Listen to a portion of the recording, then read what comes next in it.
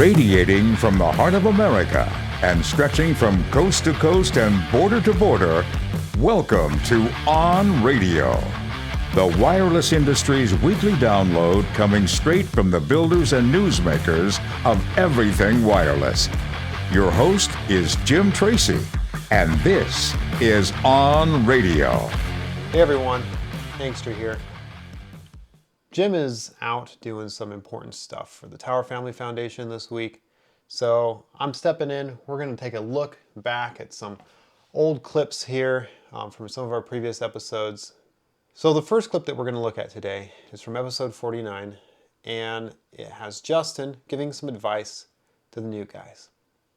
Let's listen in. So I want you to help the guys who might be in their first year, in their first decade of wireless.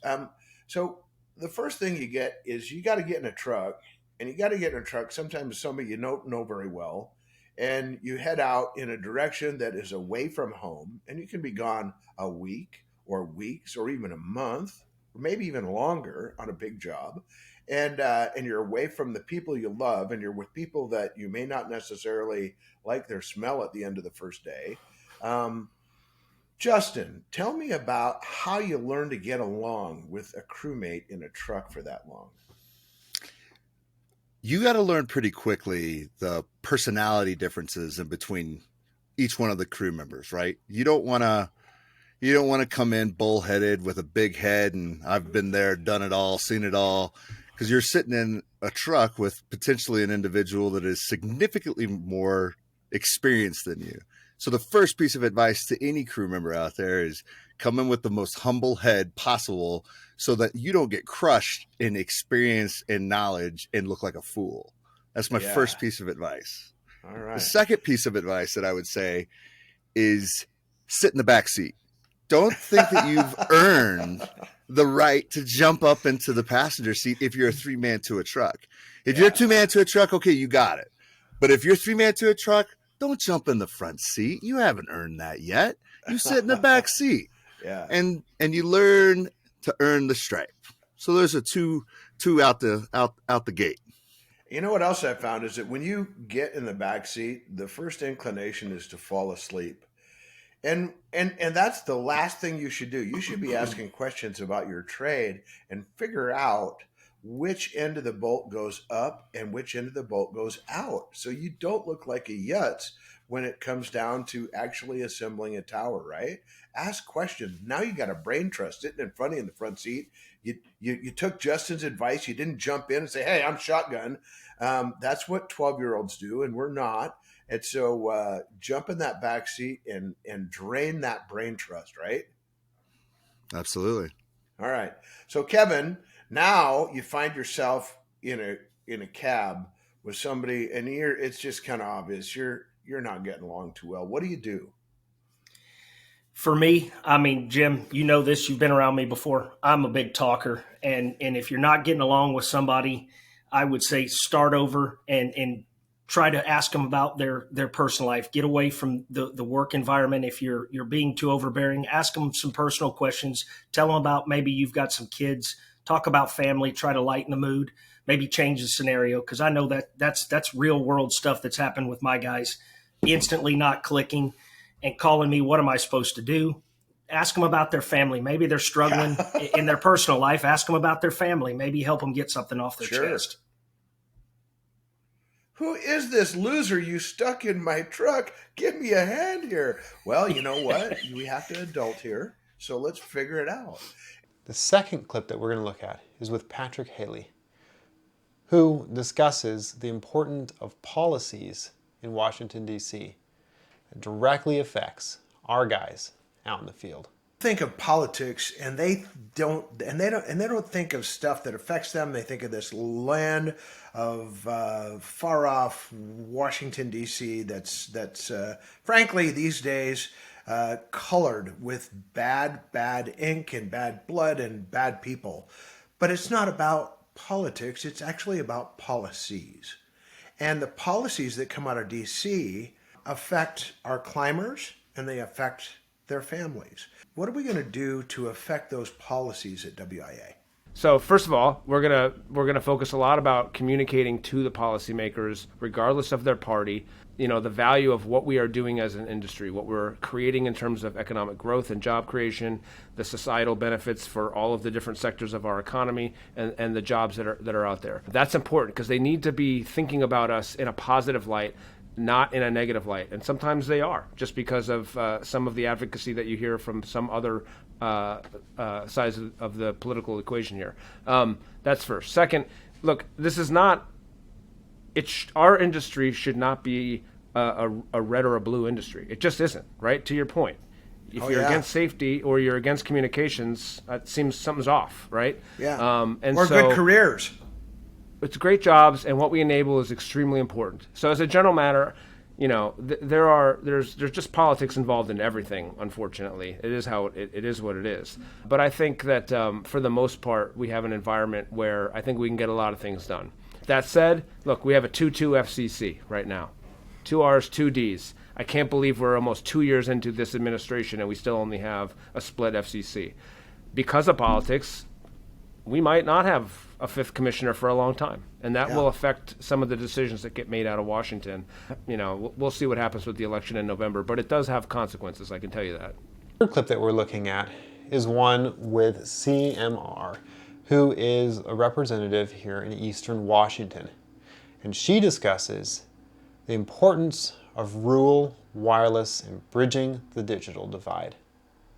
Enjoy. When we look at and I have to tell a little story quick. Before I met you, they said I heard, well, when someone walks up, you extend your hand gracefully and you say, "Good afternoon, Congresswoman." And somebody said, "Well, she goes by CMR." And somebody said, "Well, that's the boss." And you walked up to me and you said something that was extraordinarily warm. You said, "Hi, I'm Kathy," and you reached out your hand and you wanted to be called by your given name, and it was very endearing. And so when people look at you, they see something that's kind of bigger than life sometimes. But you're a mom. You're a mom of 3 at home, and you're wrangling all this stuff, energy and commerce, and an office staff, and lots of travel. I mean, tell us what's it like. Tell these folks what it's like to be Kathy. Thank you. Well, it's I would say only in America, but my husband Brian deserves most of the credit. He, in some ways, has the tougher job. But I might just reflect. I was still single when I was elected to Congress. I was 35 and single, and just really extraordinary to think about this farm kid from Kettle Falls that was the first in her family to graduate from college, to then have the tremendous honor of representing the people in the United States House of Representatives.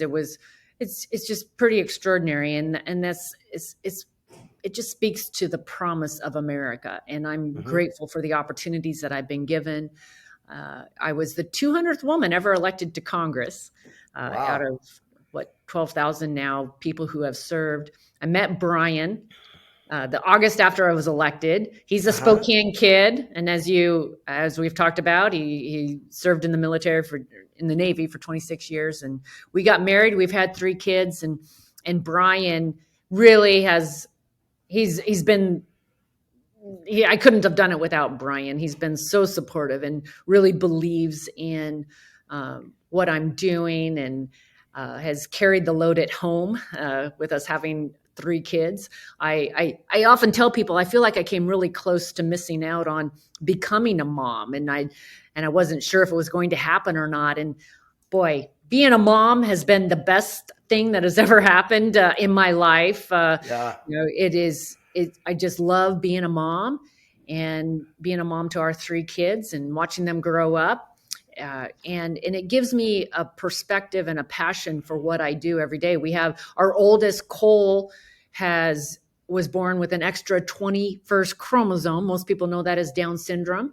And he's inspired me every day, my work on Capitol Hill. And now as chair of the Energy and Commerce Committee, I'm working on legislation to address the employment barriers for those with disabilities. And a lot of that has been informed because of our experience. And I'm grateful for those who went before me, who because they opened up education. For example, Cole is a freshman in high school at Innovation High School in Spokane, Washington, and he's mainstreamed and he's dreaming of going to college. Awesome. But all of, yeah, I'm a mom, and all of those experiences, as you said, inform your work on Capitol Hill. Energy and Commerce so it oversees a lot of the health policy, disabilities policies. Obviously, it's energy, it's telecommunications, but it's quite a life journey for me, from Kettle Falls now to Washington, D.C., and now to be the chair of this committee. But really excited to take my experiences and put them to work on behalf of the people of Eastern Washington, and to continue to fight for opportunities for all, to continue to lift the standard of living, lift people out of poverty. That's been the American story, and we want to keep that going.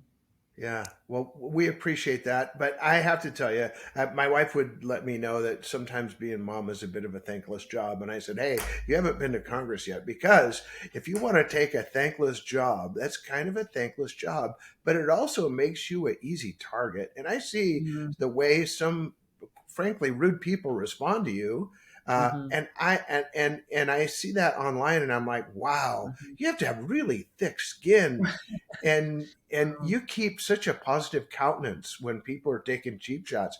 I don't know how you handle it, frankly. Well, there's a lot of good people out there.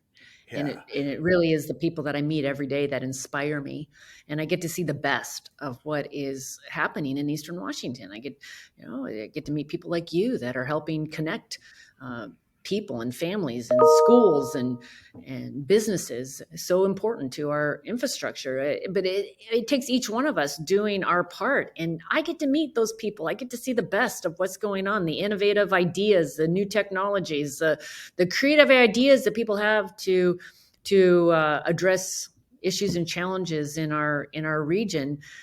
That's who inspires me every day. Thanks for joining us today. I hope you guys enjoyed the program today, as we took a little look back at some of our previous programming and just kind of give that good retrospect of all the breadth of knowledge and information that we've been able to put out through this podcast. So I hope that you guys will like and subscribe to our channel, and so that you guys can keep getting those awesome videos that just really give you a deeper dive into the world of everything wireless. Thank you for joining us. Until next time.